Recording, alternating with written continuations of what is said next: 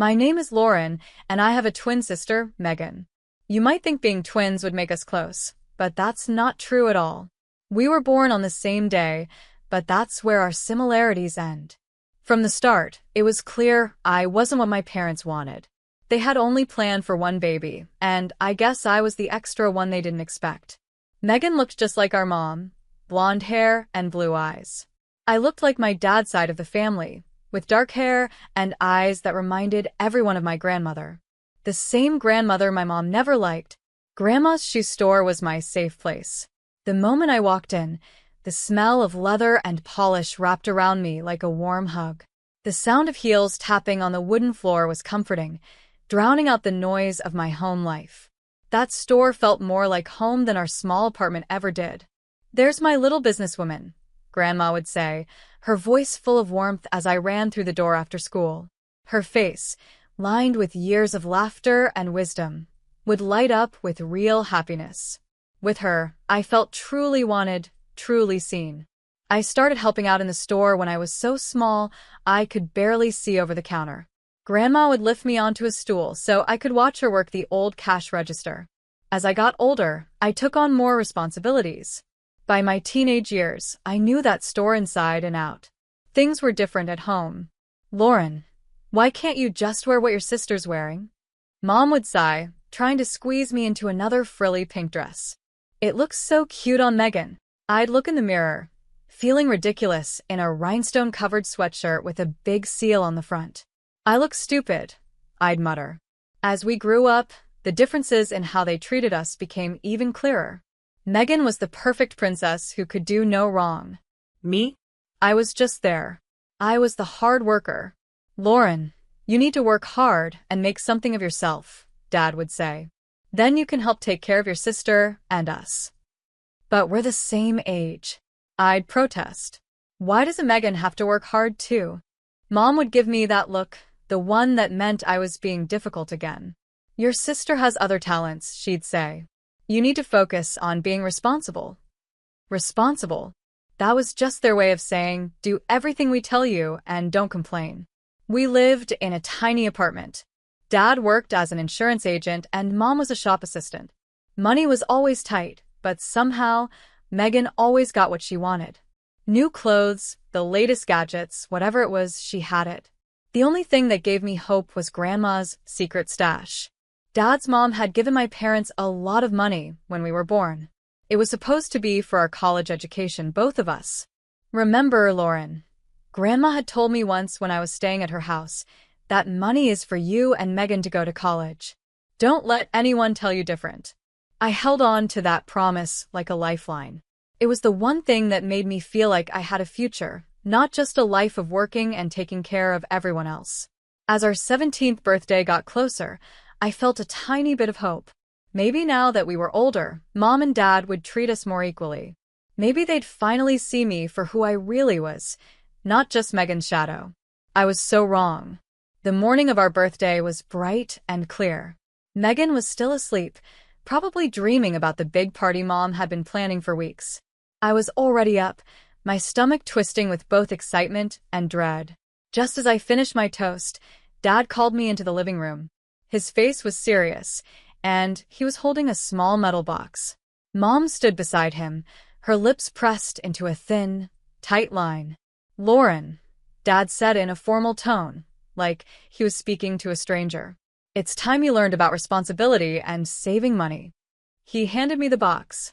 It was heavier than it looked, cold to the touch. A safe deposit key. A heavy feeling settled in my stomach, like a rock sinking in deep water. "If you want to go to college, you'll need to earn the money yourself," Mom said.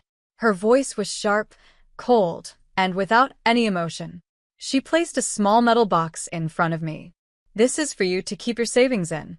I felt like I had been punched. My breath caught in my throat, and for a moment, I couldn't speak.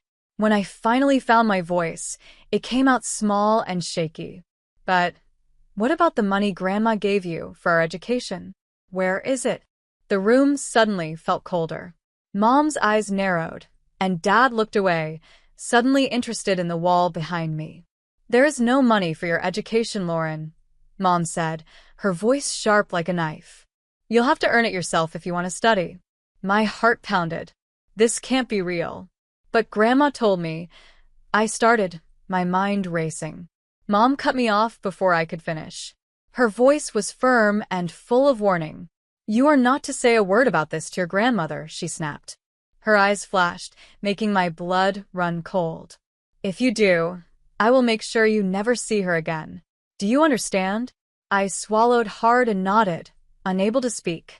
Grandma was the only person in my life who truly cared about me. She was the only one who made me feel seen, important. The thought of never seeing her again was unbearable. I clenched the small key in my fist so hard that the sharp edges pressed into my palm, but I barely felt the pain. Meanwhile, the apartment buzzed with excitement. Megan's friends filled every corner of the room, laughing and chatting loudly. I stood in the kitchen, feeling invisible. Mom had made it clear. I wasn't allowed to invite anyone. This is Megan's night. Lauren, come on. It's cake time, Dad called, his voice too cheerful, like he was trying to cover up the truth. Dragging my feet, I walked to the living room. Megan sat in front of a giant cake, her face glowing as the candles flickered in front of her. Everyone started singing. She closed her eyes, made a wish, and blew out the candles. The room exploded with cheers and claps. I picked up the knife and quietly cut the cake, handing out slices to Megan's friends. No one even noticed me. Finally, I took a small piece for myself. The frosting was way too sweet, making my stomach twist. Then I noticed Mom and Dad exchanging a look. I knew that look. It meant something big was coming. Megan, honey, we have a surprise for you, Dad said, smiling. Come with us to the parking lot, Mom added, excitement in her voice. Megan jumped up, her eyes wide with anticipation. She practically ran out the door, with Mom and Dad following close behind. 15 minutes later, she came back inside, her face glowing with happiness. She held up a set of car keys, twirling them around her finger. Mom and Dad got me a car, she squealed, her voice full of excitement. Can you believe it? The room erupted in cheers. Her friends ran up to her, laughing, hugging her, and asking to see it. I just stood there, my fingers still gripping the empty plate. They bought Megan a car, and all I got was a key to an empty box. I have the best parents ever. Megan squealed, skipping over to where I sat. She dangled the car keys in front of my face, grinning. So, sis, what did you get me for our birthday? I just stared at her, my mind completely blank. A car. They bought her a car. And what did I get? An empty safe deposit box and a future full of debt. Well, Megan pressed, her smile turning smug. Where's my gift? Something inside me snapped. My absence, I spat, standing up so fast my chair almost fell over. That's my gift to you. Enjoy it. I stormed off to our shared bedroom, ignoring the sudden silence behind me. My hands shook as I grabbed my suitcase and started throwing clothes into it. Lauren, what are you doing? Mom's voice came from the doorway. She sounded more annoyed than concerned. I'm leaving, I said, not looking at her. I'm going to stay with Grandma. I pushed past her, dragging my suitcase behind me. She grabbed my arm, her fingers tightening around my wrist. Remember, she hissed, not a word to your grandmother about the car. Or the college money. Understood? I yanked my arm free and walked out without saying goodbye. No one tried to stop me. The bus ride to Grandma's felt endless. By the time I got there, the sun was setting and the evening air was cool. Grandma opened the door, her face filled with surprise and concern. Lauren, what are you doing here, sweetheart? I thought you'd be out celebrating with friends. Of course. Another lie from Mom. I just wanted to see you, I mumbled, suddenly exhausted. Can I stay here tonight? Of course, honey, she said softly, stepping aside to let me in. That night, as I lay in the quiet comfort of Grandma's guest room, everything from the day swirled in my mind. The safe deposit box, the car, the party. It all felt like a bad dream. I wanted to tell Grandma everything. I wanted to let it all out. But Mom's threat echoed in my head. I couldn't risk losing Grandma. She was all I had left. The next morning, as Grandma bustled around the kitchen making breakfast, an idea started forming in my mind. I took a deep breath and spoke. Grandma, I was wondering, could I maybe work at your store? Like, for real? I tried to sound casual. And maybe stay here for a while? It's just things are really noisy at home with Megan and everything. Grandma turned to me, spatula in hand. Her face softened, and a warm smile spread across her lips. Oh, sweetheart, of course you can, she said. I'd love to have you around more. Just like that, my life changed. After school, I started working at Grandma's shoe store, learning more about how the business worked. She was patient, teaching me everything from managing inventory to handling difficult customers. Every evening, we closed up the shop together and walked home. Grandma would cook dinner, asking me about my day, and actually listening to my answers. For the first time in my life, I felt truly cared for, truly loved. Days turned into weeks and weeks into months. I never went home. Honestly, I didn't want to. Mom and Dad never called. They never checked in. It was like I had disappeared from their lives, and they were perfectly fine with it. Grandma insisted on paying me a full salary, saying I had earned it fair and square. I saved every penny I could, watching my bank account slowly grow. But even with Grandma's kindness, college still felt like a distant dream. No matter how much I saved, it was never quite enough. Before I knew it, my 19th birthday came and went. Then high school graduation arrived. I sat in the auditorium, watching as Megan's name was called.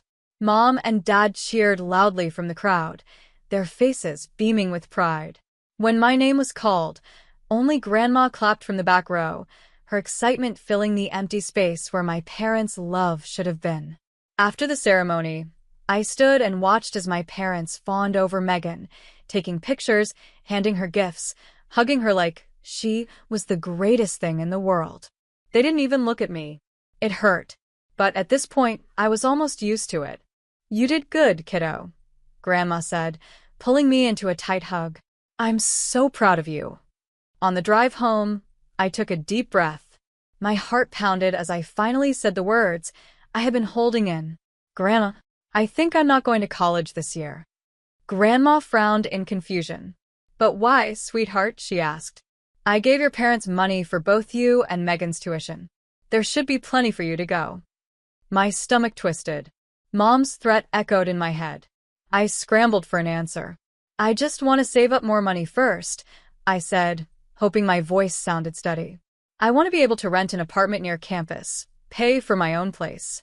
Be more independent. Grandma studied me closely. I held my breath, praying she wouldn't see through my lie. Finally, she nodded. That's very mature of you, Lauren, she said. If that's what you want, I'll support you. I exhaled, relieved. So that's what I did. While Megan packed up for college, getting new clothes, dorm supplies, and everything she could ever need, I threw myself into work. Every day at the store taught me something new. Not just about shoes, but about life, business, and myself. Living with Grandma and working at the shoe store became my new normal. Every morning, I woke up early to help Grandma with breakfast, then headed to the shop. The smell of leather and polish, once my escape, now felt like home. I threw myself into work with more focus than I had ever known. During the day, I helped customers find the perfect pair of shoes, keeping a smile on my face even when dealing with the most difficult ones. In the evenings, after closing the shop, I mopped the floors, rearranged displays, and made sure everything looked perfect for the next day. You've got a real talent for this, Lauren, Grandma would say, watching as I handled a tricky return or convinced a customer to buy shoe care products. As the months passed, she started teaching me more about the business. I learned how to manage inventory, balance the books, and handle paperwork. It wasn't always easy, but I soaked up every lesson like a sponge. You could run this place someday, Grandma told me one evening as we reviewed the monthly accounts. You have a real business mind, just like your grandfather. Her words filled me with a pride I had never felt before. For the first time in my life, someone saw potential in me. But even as I threw myself into work, my dream of college never faded. Every paycheck I received, I saved almost all of it, only spending what I needed for basic things. It wasn't easy. I'd see girls my age walking past the store with shopping bags, laughing with their friends. I'd watch them try on beautiful shoes that I could afford with my employee discount, but I chose not to buy them. Every time I turned down a night out or a new outfit, I reminded myself of my goal. The year flew by in a blur of shoeboxes, receipts, and saved paychecks. Then one day, I checked my bank account and stared at the number on the screen, hardly believing it. I had done it. I had saved enough for college. With shaking hands, I picked up my phone and dialed a number I hadn't called in a year. After a few rings, Mom answered, her voice surprised. "Hello." "Hi, Mom," I said, trying to keep my voice steady. "I just wanted to let you know. I've saved enough for college. I'm applying for next semester." There was a long silence. Then Mom spoke. "Why don't you come over? We should talk about this in person." I agreed, a mix of emotions swirling in my stomach. After hanging up, I caught my reflection in the store window. The girl staring back at me wasn't the same one who had run away a year ago. She was stronger, more confident. When I stepped into my old apartment, something felt off. The familiar scent of home was gone. Instead, the air smelled of fresh paint and new furniture. Mom greeted me with a forced smile and quickly ushered me inside. "Lauren, darling, come see what we've done with the place," she chirped, leading me through the living room. Dad followed, nodding as Mom pointed out every new detail: the new couch, the fancy dining set, the expensive decorations. Then we stopped in front of what used to be my bedroom. I froze. The door swung open, revealing a perfectly decorated space, straight out of a Pinterest board. But it was clearly designed for one person.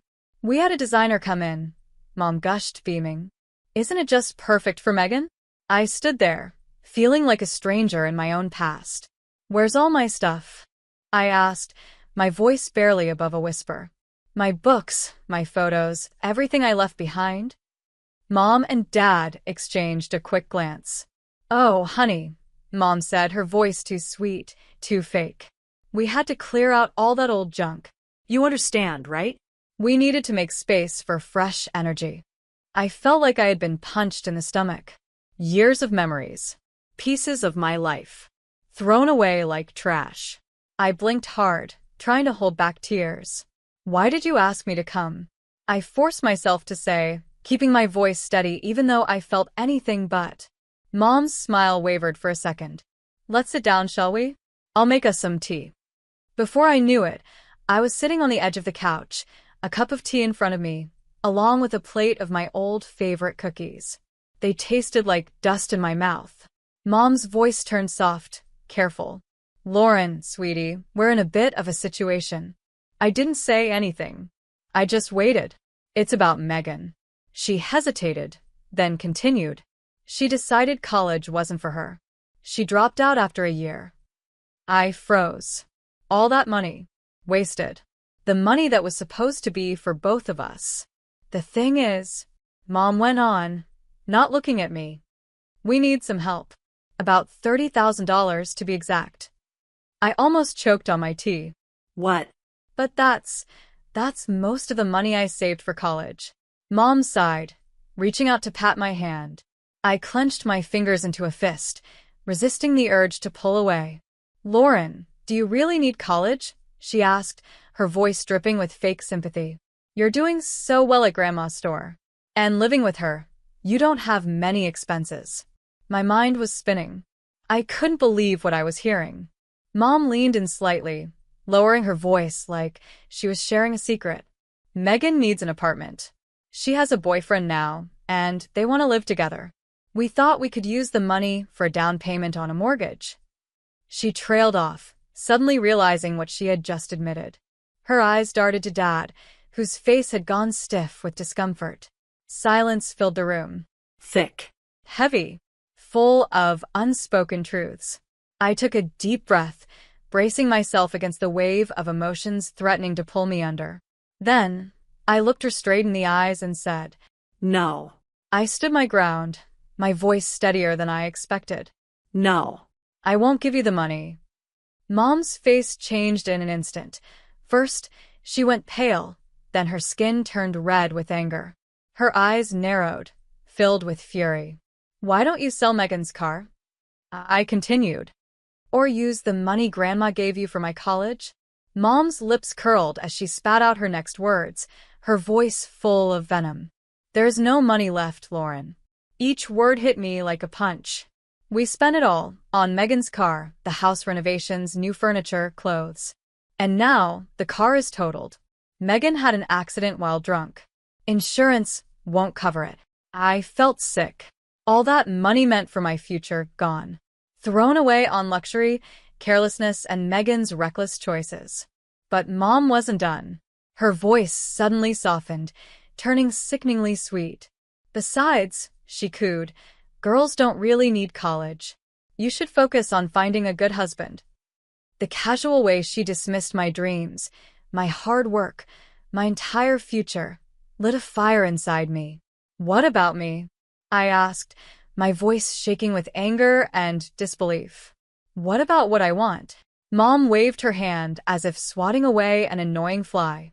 "We're thinking of you, Lauren. This apartment will be yours after we're gone. Isn't that enough?" I couldn't help it, I laughed. A cold, bitter laugh. "I don't want your apartment. I want an education." Mom's face twisted with rage, turning into something almost unrecognizable. She stepped closer, her voice dropping to a low, threatening growl. "You will do as you're told, Lauren. Give us the money. Now." But something inside me had shifted. The fear that had controlled me for so long cracked, then shattered completely. For the first time in my life, I wasn't afraid of her. With a speed that surprised even me, I ducked under her outstretched arm and bolted for the door. Their voices followed me down the stairwell, a storm of threats, curses, and desperate demands. But with each step I took, their words lost power over me. By the time I stepped outside, the cool evening air hit my face, clearing my head like a splash of cold water. My mind was racing. Then, like a bolt of lightning, a thought stopped me in my tracks. Why hadn't I told Grandma about the money? The money she had given my parents for my education, the money they had wasted on Megan. I had been silent out of fear. Fear that Mom would follow through on her threat to keep me away from Grandma. But I was 19 now, an adult. They couldn't control me anymore. They couldn't decide who I could or couldn't see. And for the first time in a long time, I knew exactly what I had to do. I stepped into Grandma's house, and before I could stop myself, the words poured out like a broken dam. I told her everything about the money she had given my parents for Megan and me to go to college, how they had spent it all on Megan, how they made me earn my own way and then tried to take that from me too.